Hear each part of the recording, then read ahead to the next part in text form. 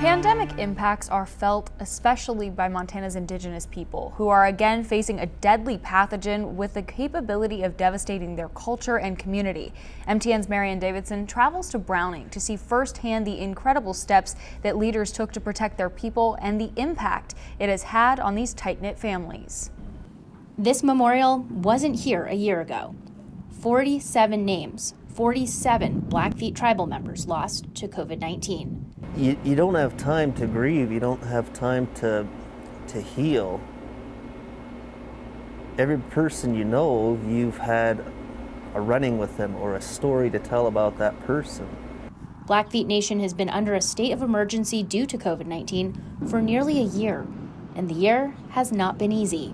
You could have probably heard a pin drop through town during that time. People were ultimately scared of the COVID-19 pandemic. At its height, there were 390 active cases of the virus on the Blackfeet Reservation. In a span of just 10 days, the number of active COVID-19 cases nearly tripled.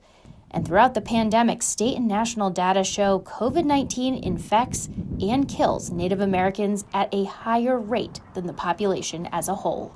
It was spreading like wildfire. We were in a panic mode thinking, oh no, what if we all go down as a community? After the first case of COVID-19 was confirmed in Montana, the Blackfeet Tribal Council acted quickly, shut down everything but grocery stores and the hospital, closed the east entrances of Glacier National Park, installed a curfew.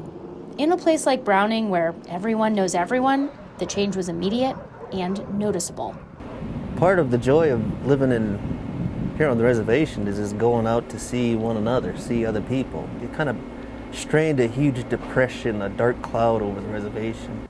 Boggs stayed away from his family, afraid to get his parents sick, and he remembers watching in fear as cases climbed just over the mountains in Flathead County. His young son lives in Kalispell. The virus kept them apart for months on end. It really threw the emotional state of me, it threw me for a loop. It really did. Months removed from the COVID-19 spike on the reservation and a year out from Montana's first reported case, the situation looks very different. There are no active cases here. McNeely attributes that to people sacrificing, following restrictions for so long. They cherish their loved ones and their elders and their children, and so that's where they really bought into this. And there's the vaccine. The reservation is on track to be fully vaccinated by mid-May. Well, it's a beacon of hope. It truly is. It's almost like we made it.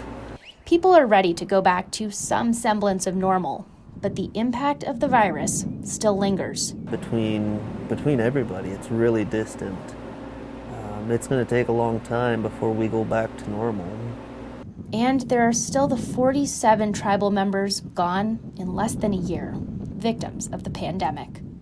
In Browning, Marianne Davidson, MTN News.